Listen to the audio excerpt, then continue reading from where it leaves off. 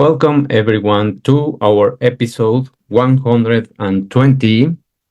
Today we are going to talk about happiness and how our social connections, our social network shapes this happiness and how there are some moments, seasons, and there is some responsibility that we have in cultivating and nurturing the social platform that we want to have in terms of the longevity that we want to experience.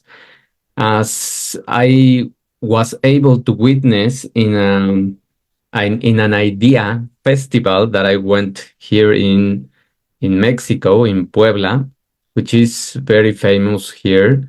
And I had the privilege to witness one of the best speakers in terms of the blue zones, who is Dan Buettner, and he spoke about one of the characteristics that these blue zones have in terms of the social connections and the support that they have with each other when they grow old.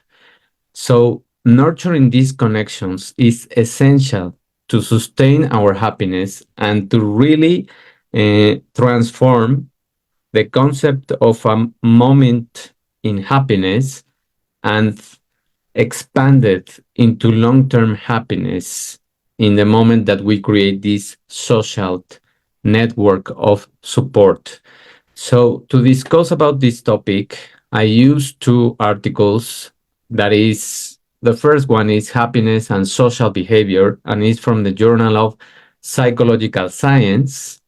And the second one is Beyond Money, a social analysis of happiness. Both of them are very recent articles from 2019, the first one, and 2022, the second.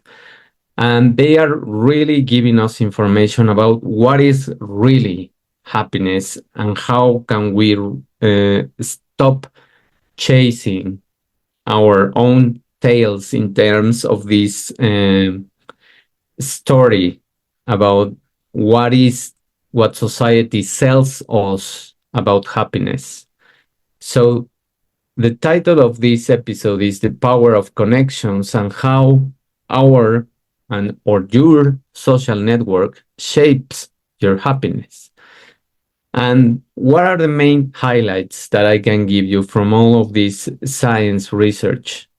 Well, social networks, of course, significantly impact health, not just the happiness, also your health and the aging process. Understanding the importance of these social connections is crucial and highlights how this companionship and support in maintaining our well being, especially as we grow old and we faced different challenges, is what can help us to mitigate the effects of loneliness and isolation.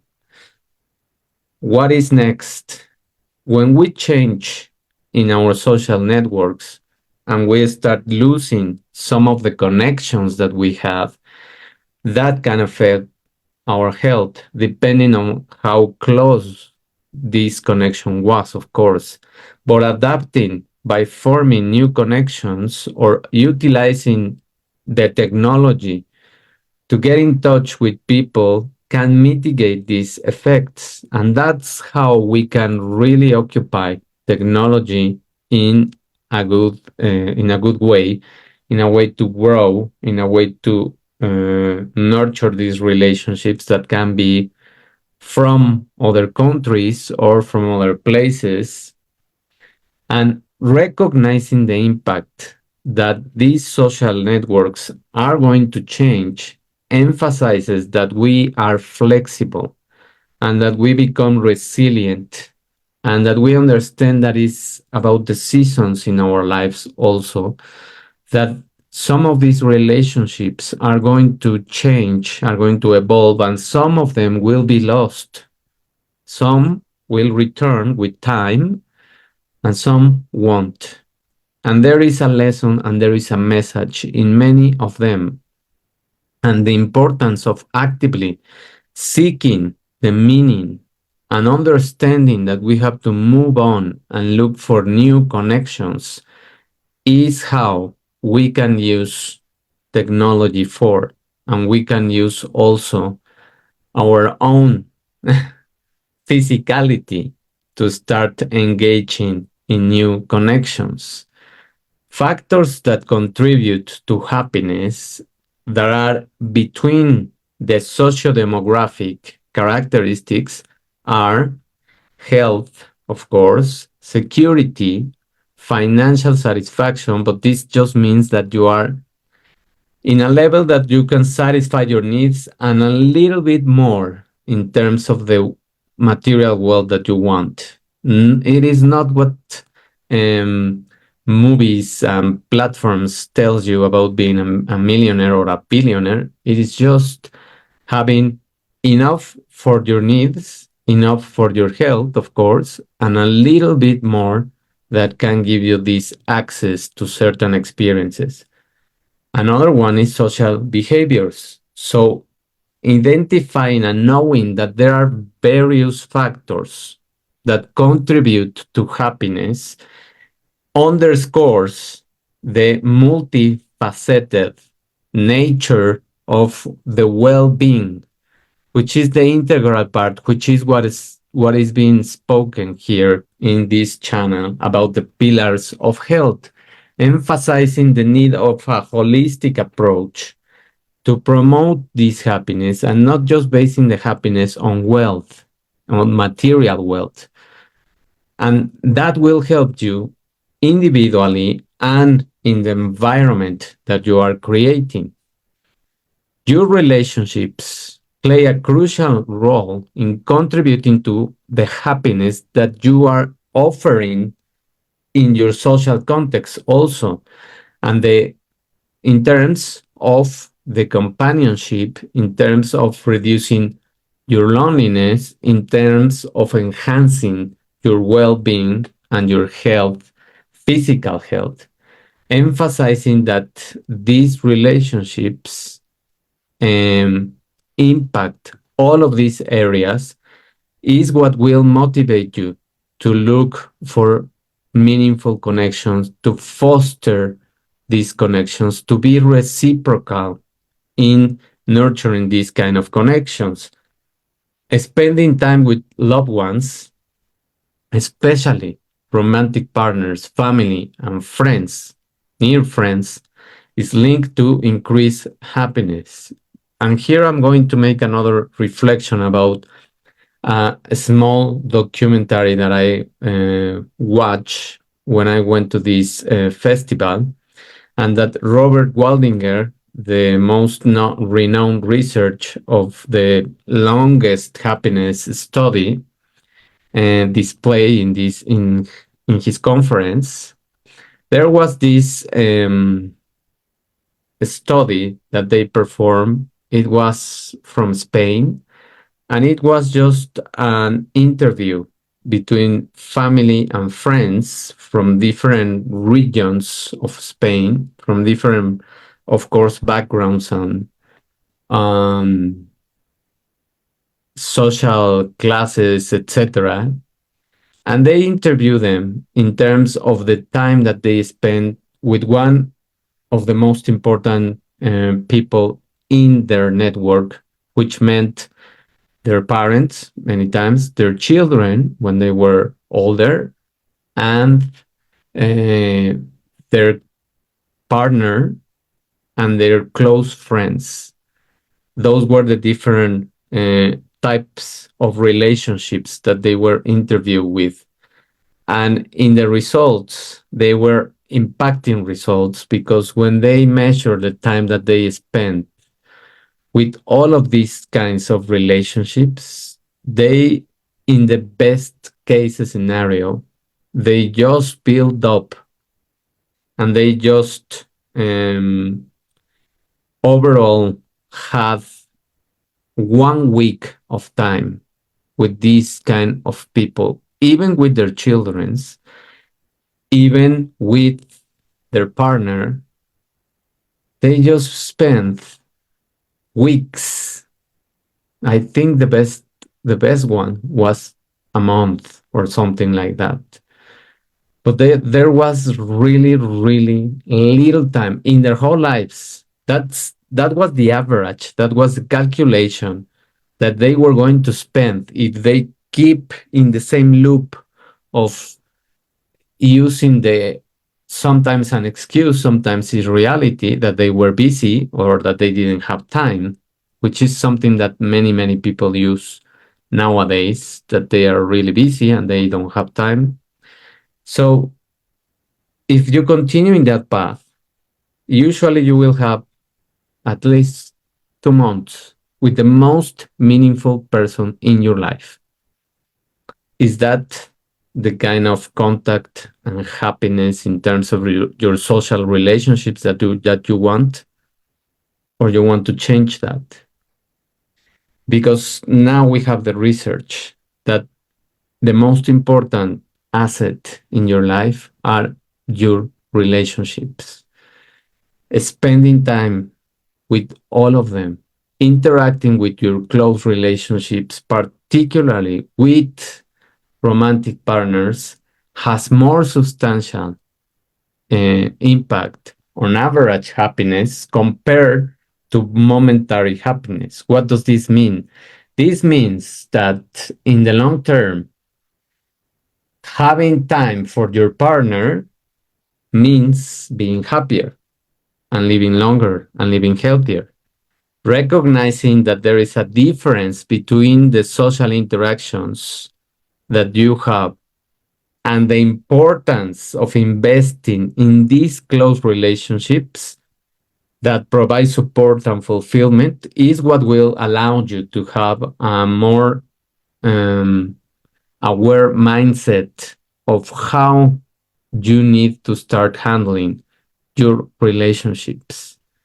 Engaging in social interactions with friends and acquaintances can also boost your happiness, of course. And although to a lesser extent, acknowledging the positive effects of these social interactions with a broader network highlights the value of maintaining a diverse social circle in promoting happiness and your well being, of course. The more varied you have your friends in terms of what kind of friends you can have a deeper conversation, what kind of friends you have to go out and just have fun, what type of friends you have to count on in terms of support. All of this network that you are building is the investment that you are creating for an expansion of your happiness and your well-being. When you, as an individual, seek different types of social relationships depending on your current mood, this is something that is very intriguing and was particularly very eye-opening for me because this is a dynamic nature that we have, a season nature that we have in the interactions that we start having with our friends or with the people that we are going to know, and we are going to start creating a new network. And this is the mood that we are having in the present time. So, depending on your mood, you will change your relationships. And the relationships that you have with certain people are going to change depending on how you feel. And we have all witnessed that. We usually, when we are having struggles, we don't look for the same type of friends.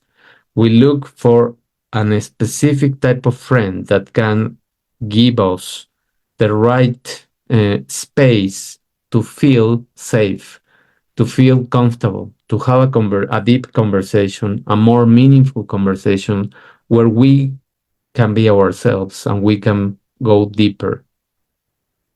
And that seasonality highlights the need for this ongoing investment and this nurturing of the relationships, to have these supportive networks, to have these supportive people that you are going to rely on in these kind of difficulties that we all experience. So, if we want to be happier, it is not that difficult. It is about nurturing our relationships. It is about caring about ourselves, about our bodies. It is about exercising. It is about choosing the right uh, stimuli and choosing the right things to consume in terms of what you are reading, what you are listening to, what you are paying attention. Of course, watching news is not an option because the more you watch news and the more you watch gossips or social platforms, so you are scrolling, the less happy or the less happy you are. So, happiness can influence various social interactions, as we mentioned, and these relationships with our romantic partners impact overall happiness, but may not be seen as an immediate happiness. And looking for these immediate rewards and keep living in this dumb culture of wanting everything immediate is what has disconnected us from these relationships, because many times people choose to be engaged in being busy or in consuming these kind of platforms for this automatic immediate reward than spending time in looking what are the priorities in their lives and having blocks of time where they can uh, accommodate and they can envision a life that has more variety, that has more social interactions, that has more social connection, physical social connection, not social platforms. So recognizing that is bidirectional, recognizing that is also your responsibility for look for the to look for the people that you want to nurture and to take care of yourself and to take care of the things that you are consuming is what constructs, what builds the dynamic nature of the relationships, emphasizing the need for a nuanced understanding of how happiness will influence and how we have an ability to influence happiness by social connections, by creating these networks. And we have seen these kind of effects with children, young people. Many of the young uh, stage of people in these studies are happier compared to the aging groups. Why are they happier when they are younger? Because they don't have um, too much programs inside of themselves, too much noise, too much garbage inside of their brain that is interfering with whom I'm going to connect. When we grow, many times we have a lot of opinions and things that separate us instead of uniting us. So showing that we have to witness and to extract many of these lessons from children can be associated with higher levels of happiness in our own social interaction. And it can be um, an inspiration to start being more flexible in terms of how we think and the kind of opinions that we can tolerate many times, and understanding that not all of the people are going to have the same opinion, and that is also constructive and that is also maturing. Happy people also choose to do things that aren't many times fun, because they believe that these kind of tasks, these kind of struggles will help them achieve something good later on, like working towards a goal, like doing exercise.